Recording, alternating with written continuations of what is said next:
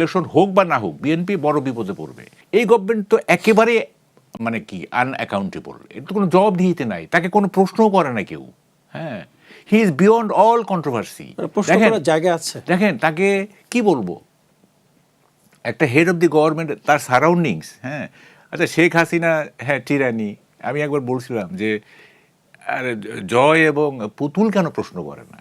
হ্যাঁ, অন্যরা নাহলে হাঁটু কাঁপে, তারা তো প্রশ্ন করবে, তারা তো মা। হ্যাঁ, কেউ প্রশ্ন করে না।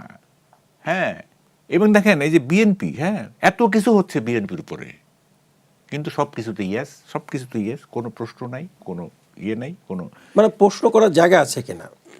আর জায়গাটা তো মূর্তিমান দ্বারাই আছে তো চিফ অ্যাডভাইজার, জায়গা থাকবে না কেন? তার কাছে যাচ্ছে না সবাই, জায়গা নাই। উনি কি বায়বীয় কিছু নাকি? উনি তো একটা কি বলে যে সলিড কিছু।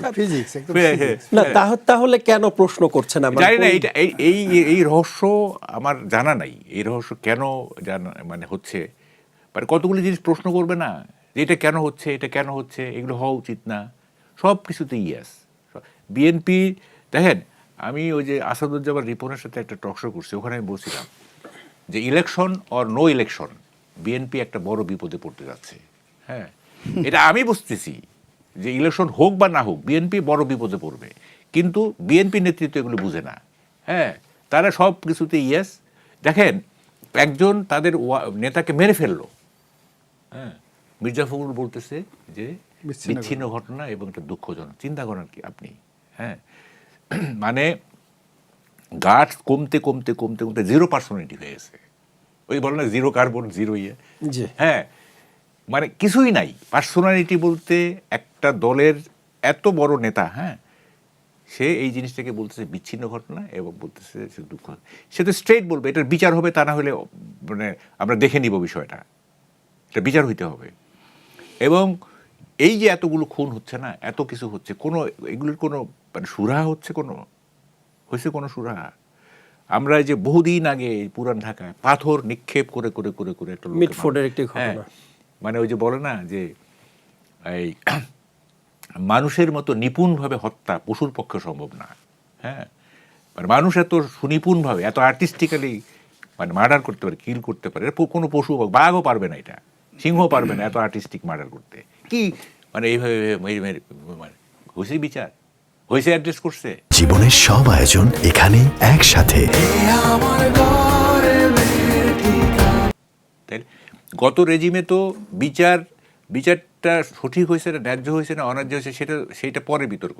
বিচার তো ইনিশিয়েট করা হয়েছে, করতে বাধ্য হয়েছে, বিচার তো ইনিশিয়েট করা হয়েছে, অ্যাড্রেস করা হয়েছে।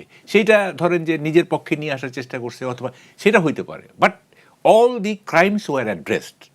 মানে এই যে এইসব ক্রাইম, আর সব ক্রাইম তো আর চুরির তো আর অ্যাড্রেস করা সম্ভব না। এই যে বড় বড় ক্রাইম যেগুলি ছিল এগুলি অ্যাড্রেস করা হয়েছে।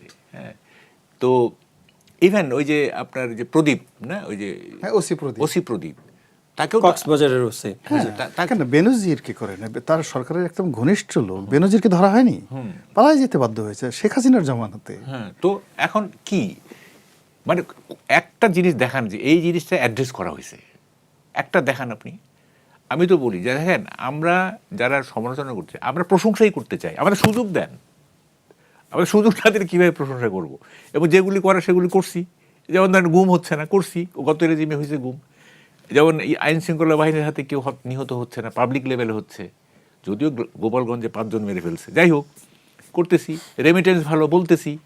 হ্যাঁ, তারপরে যেগুলো করতেছি, কিন্তু এই 2-3টা জিনিস ছাড়া, হ্যাঁ, আপনি অর্থনীতির অবস্থা জানেন, সাউথ এশিয়ার সবগুলি দেশের মধ্যে ইনফ্লেশনের রেট বাংলাদেশের সবচেয়ে বেশি, মূল্যস্ফীতি, এবং সেকেন্ড হাইয়ে যেটা, সেইটা বাংলাদেশের হারের অলমোস্ট অর্ধেক।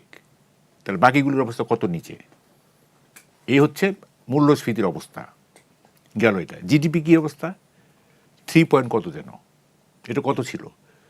আচ্ছা, এই জিডিপি, এই মানি ইনফ্লেশন, এইটার বিপরীতে আপনার আয় রোজগারের অবস্থা কি?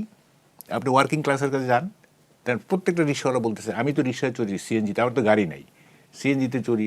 জিজ্ঞেস করি ভাই মানে যা পাই এটা দিয়ে কিছুই চলে না। দেখেন আপনি কালকে এই যে অবরোধ যেটা হয়েছে, আপনি সাধারণ মানুষ, আমি 10 থেকে 12টা ভিডিও দেখছি, মানুষ চিৎকার কান্নাকাটি, দুধ পচে গেছে, হ্যাঁ, মানে কি অবস্থা সাধারণ মানুষের, তারা বেপরোয়া হয়ে গভর্নমেন্টের সমালোচনা, ওদের সমালোচনা করতেছে ছাত্রছাত্রী। হ্যাঁ, মনে হচ্ছে যে তাদের জীবন বিপন্ন। হ্যাঁ, একজন বলতেছে যে ভাই এই যে আমি যে রিক্সা চালাবো ই করব, তো আমি খাবো কি আজকে? আপনারা যে রাস্তা অবরোধ করে রাখছেন, এগুলি শোনে কেউ? তাদের এই আর্তনাদ কেউ শোনে? হ্যাঁ, ফাজলামের একটা সীমা থাকা উচিত। তো এখন দেখেন, আচ্ছা তারপরে দেখেন, আরও দেখেন, এই যে গ্যাসের প্রবলেম শুরু হয়েছে, গ্যাসের সাথে যেহেতু ইলেকট্রিসিটির সম্পর্ক আছে, দেখেন ইলেকট্রিসিটির অবস্থা কী দাঁড়ায়। ওইদিকে নাকি পানি চুক্তি নবায়ন হবে কিনা এটার কোনো নিশ্চয়তা নাই।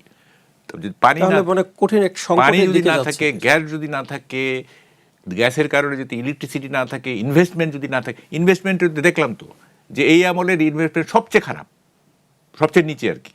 হ্যাঁ, আপনার ইনভেস্টমেন্টে নতুন কর্মসংস্থান হচ্ছে না, ছাঁটাই করে দিয়েছেন অনেক, ছাঁটাই হয়ে গেছে অনেক, তারপরে আবার নতুন কর্মসংস্থান নাই। এই অবস্থায় মানি ইনফ্লেশন রেট, মানে হাই ইনফ্লেশন, আবার মানে জিডিপি কমে যাচ্ছে, ই করতে, সবটা মিলে আপনি ভাবেন কেউ এগুলো অ্যাড্রেস করতেছে? সব রাজনীতির সাথে।